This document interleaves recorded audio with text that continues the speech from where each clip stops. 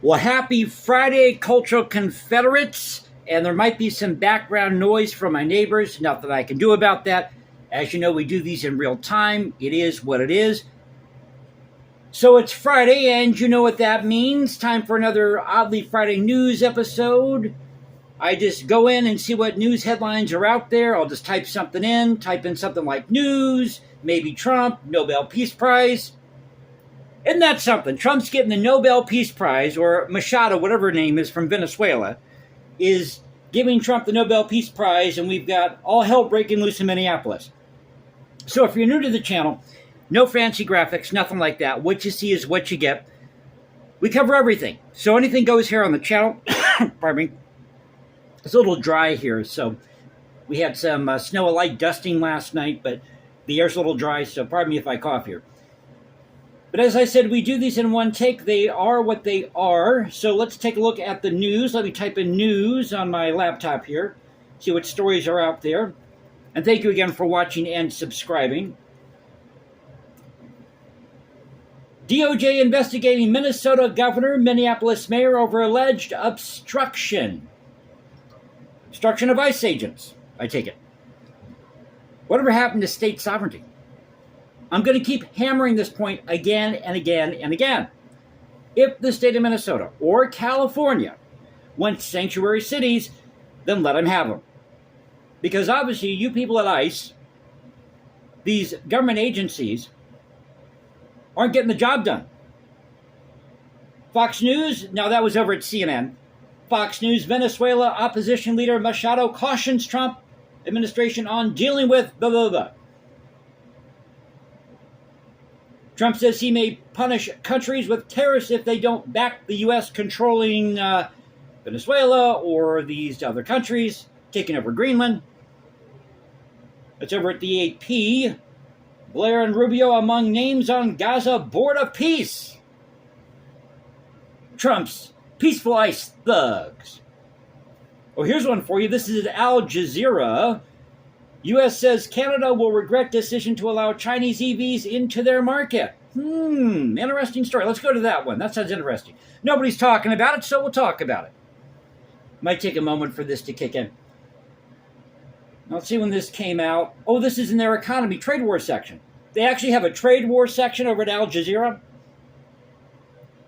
U.S. says Canada will regret decision to allow Chinese EVs into their market. U.S. comments came in response to deal by Canada Prime Minister Carney, to allow 49,000 EVs into Canada at 15% tariff, down from 100%. What else do we have going on in the news there? Oh, did you see this on Fox News today? So they're having the Tyler Robinson trial. And remember I talked about this a couple of videos back? I am always on the cusp of societal evolution, as Rush Limbaugh used to say. See, I'm on it, folks. Remember I told you there was this back and forth between the prosecution and the defense the defense was claiming that Tyler Robinson isn't going to get a fair trial because there's somebody who was the son of one of the attorneys on the prosecution side who was at the Charlie Kirk event when Charlie Kirk got shot. Now, he's not necessarily a material witness, but the defense is claiming that this is going to cause some type of bias, possibly emotional bias, even if he's not a material witness. So they're having this back and forth today, live on Fox News, and the judge wasn't quite buying it. In my humble opinion, I think this judge should be disbarred for that. Or they should find another judge, another venue. Because in my mind, you don't want any, even if it's the slightest, you don't want any form of bias, emotional, otherwise, interfering with this case. Because the jury has to look at all the facts in the case. You have to look at X, Y, and Z and base your decision, the verdict, on that alone, on the facts of the case. Not how you feel about it, not if you think Tyler Robinson is a POS. No matter what you think about Charlie Kirk, you have to stay neutral and look at all the facts to come to your decision as a juror. So I think the defense is in the right here, in my humble opinion. They need to get rid of whoever that attorney is. If you're going to keep the prosecution, get rid of that attorney and bring in somebody new to eliminate the possibility of there being any perception of bias on the prosecution's part. That would be the prudent thing to do. Let's go to look at Google News. From 5 hours ago.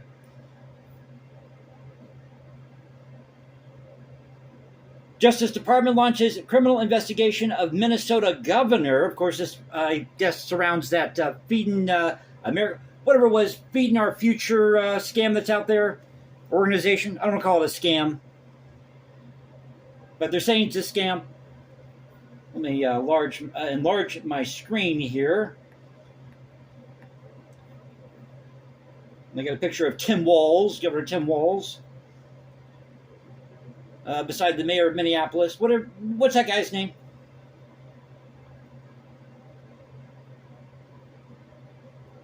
After a meeting and a Nobel Prize, Trump praises Venezuela's Machado. Over The Guardian, giving Trump the Nobel Peace Prize medal is absurd, says Norwegian politicians. Well, as I said before, I'm kind of neutral on Trump. So I really don't care what Norwegian politicians have to say because it doesn't affect me. I'm an American.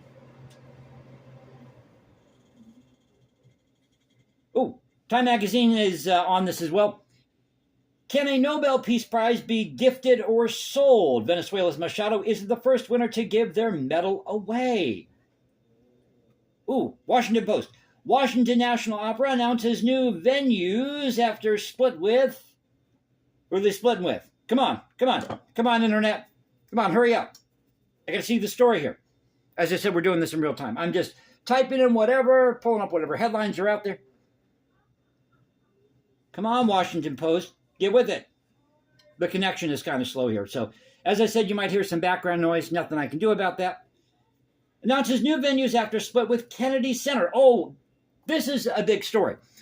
So, because Trump has added his name to the Kennedy Center, all these artists, jazz groups, you name it, even these opera groups, opera companies, they're wanting to leave the Kennedy Center.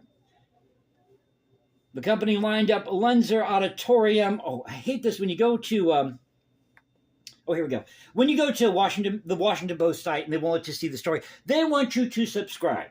Like I want to subscribe to the Washington Post and spend all my money on your crappy newspaper. No, I don't think so. But the company lined up Lisner Auditorium for 2 upcoming operas and saw a spike in donations after announcing plans to leave an arts complex that has been transformed under President Donald Trump. So we have that going on over at the Kennedy Center with this opera company. Let's see, what else can I talk about here? Report reveals deadly wounds Renee Good received in Minneapolis ICE shooting. And what was up with this video clip of, what's his name? Jeremy Ross, the ICE agent who shot Renee Good, claiming that he has internal injuries, but he was able to walk away like there was no tomorrow. He's waving people off. Like, yeah. As I said before. I mean, if he had internal injuries, internal bleeding, he would have not been able to move. They would have had an EMS unit out there right away, right? CBS News, Trump pardons Puerto Rico's former governor, Wanda Vasquez. Right. This is over at classicalmusic.com. The 25 greatest albums of 1970 to 60s hard bluesy hangover. Why is that headline at classicalmusic.com? Now, I know the Beatles have gone classical, you can say.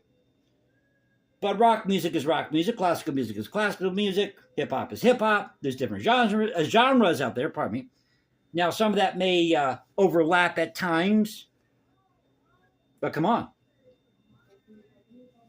And finally, over at islands.com, Hawaii is renaming one of its islands, and both tourists and locals are confused. This is a good story. Let's look at this one. No one's talking about this. Okay, let's see. What does it say here? Hawaii consists of 137 islands. I didn't know that. But most are uninhabited. The majority of the population lives on one of 8 major islands, including the iconic Maui, the so-called Garden Island of Kauai, and Oahu, home to the state capital of Honolulu, also known as Hawaii's happiest city.